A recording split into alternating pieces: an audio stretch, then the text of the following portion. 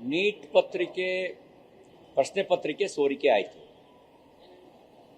ಸೋರಿಕೆಯನ್ನ ಮಾಡಿದ್ದು ಸರ್ಕಾರ ಅಲ್ಲ, ಶಿಕ್ಷಣ ಸಚಿವರು ಅಲ್ಲ, ಕೆಳ ಹಂತದ ಕೆಲವು ನೌಕರರು ಶಾಮೀಲಾಗಿ ವ್ಯವಸ್ಥಿತ ರೂಪದಲ್ಲಿ ಪ್ರಶ್ನೆ ಪತ್ರಿಕೆಯನ್ನು ಸೋರಿಕೆ ಮಾಡಿದ ಮಾಹಿತಿ ಸುದ್ದಿ ಗೊತ್ತಾದ ತಕ್ಷಣ ಸರ್ಕಾರ ನಿರ್ದಾಕ್ಷಿಣ್ಯ ಕ್ರಮ ತಗೊಂಡಿದೆ.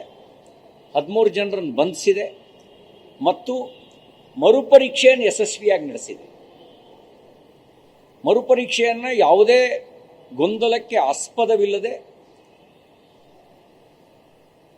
ಮತ್ತೊಮ್ಮೆ ಸೋರಿಕೆ ಮರುಕಳಿಸದ ರೀತಿಯಲ್ಲಿ ಯಶಸ್ವಿಯಾಗಿ ಪರೀಕ್ಷೆಯನ್ನು ನಡೆಸಿದೆ.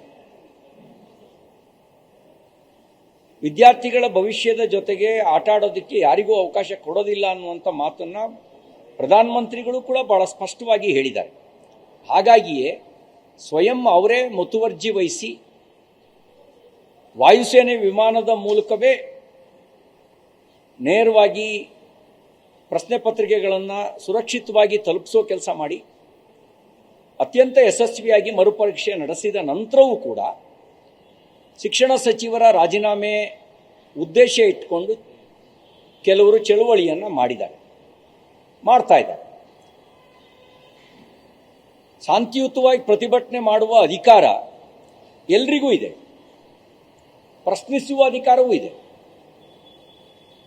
ಅದಕ್ಕಾಗಿಯೇ ಸರ್ಕಾರ ಎಲ್ಲ ಅವಕಾಶನೂ ಕೂಡ ಅವರಿಗೆ ಮಾಡಿಕೊಟ್ಟಿದೆ, ಸಂವಿಧಾನವೂ ಅವಕಾಶ ಮಾಡಿಕೊಟ್ಟಿದೆ. ಆದರೆ ಆ ನೆಪದಲ್ಲಿ ಅರಾಜಕತೆ ಸೃಷ್ಟಿ ಮಾಡುವಂಥ ಸ್ವಾತಂತ್ರ್ಯವನ್ನು ನಿಮಗೆ ಕೊಟ್ಟಿಲ್ಲ.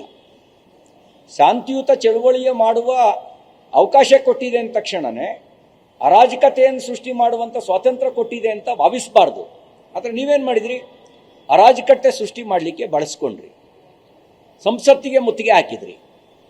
ಸಂಸತ್ತಿಗೆ ಮುತ್ತಿಗೆ ಹಾಕಬೇಕಾದ್ರೆ ಶಿಕ್ಷಣದ ವಿಷಯಗಳು ಬದಿಗೆ ಸರಿದು ಆರ್ಟಿಕಲ್ 370 ಮತ್ತೆ ಕಾಶ್ಮೀರದಲ್ಲಿ ಅನುಷ್ಠಾನಗೊಳಿಸಬೇಕು ಅನ್ನುವಂಥ ಭಾಷಣ ಮತ್ತು ಘೋಷಣೆಗಳು ಕೇಳಬಂದು ತುಕಡೆ ಗ್ಯಾಂಗಿನವರು ಕಾಣಿಸ್ಕೊಂಡ್ರು. ಭಾರತ್ ತೇರೆ ತುಕಡೆ ಹೋಂಗೆ ಇನ್ಸಾ ಅಲ್ಲ ಅಂತ ಘೋಷಣೆ ಕೂಗಿದಂಥ ತುಕಡೆ ಗ್ಯಾಂಗ್ಗಳು ಅವರಲ್ಲಿ ಕಾಣಿಸ್ಕೊಂಡ್ರು. ಅವರಿಗೇನು ಕೆಲಸ ಇಲ್ಲಿ? ಅದಾದ ನಂತರ ಅಲ್ಲಿ ಅಲ್ಲ ರಾಮು ಇವೆಲ್ಲ ಬಂದು ಘೋಷಣೆಗಳು. ವಿದ್ಯಾರ್ಥಿಗಳ ವಿಷಯ ಬದಿಗೆ ಸರಿತು, ಮುಖವಾಡ ಕಳಚಿ ಬಿತ್ತು. ತುಕಡೆ ಗ್ಯಾಂಗ್ಗಳು ಅರಾಜಕತೆ ಸೃಷ್ಟಿ ಮಾಡ್ತಕ್ಕಂಥ ಎಲ್ಲ ಅರಾಜಕವಾದಿ ಶಕ್ತಿಗಳು ಮತ್ತು ಈ ಸಂದರ್ಭದ ರಾಜಕೀಯ ಲಾಭ ಪಡಿಬೇಕು ಅನ್ನುವಂಥ ಆಲೋಚಿಸ್ತಕ್ಕಂಥ ಕೆಲವು ರಾಜಕೀಯ ಪಕ್ಷಗಳು, ಕೆಲವು ಹತಾಶ ರಾಜಕೀಯ ಸಂಘಟನೆಗಳು, ಚುನಾವಣೆಯಲ್ಲಿ ಗೆಲ್ಲೋದಕ್ಕಾಗದೇ ಇರುವಂಥ ಹತಾಶ ರಾಜಕೀಯ ಸಂಘಟನೆಗಳು ಇವೆಲ್ಲವೂ ಸೇರಿ ಈ ಪರಿಸ್ಥಿತಿಯ ದುರ್ಲಾಭವನ್ನು ಪಡೀಲಿಕ್ಕೆ ಹೊರಟರು. ಅವ್ರ ಉದ್ದೇಶ ವಿದ್ಯಾರ್ಥಿಗಳ ಹಿತರಕ್ಷಣೆ ಆಗಿರಲಿಲ್ಲ. ವಿದ್ಯಾರ್ಥಿಗಳ ಹಿತರಕ್ಷಣೆಯ ಸಲುವಾಗಿ ಸಲಹೆ ಕೊಡೋದಾದರೆ ಅದನ್ನು ಸ್ವೀಕಾರ ಮಾಡೋದಕ್ಕೆ ಸರ್ಕಾರ ತಯಾರಿದೆ.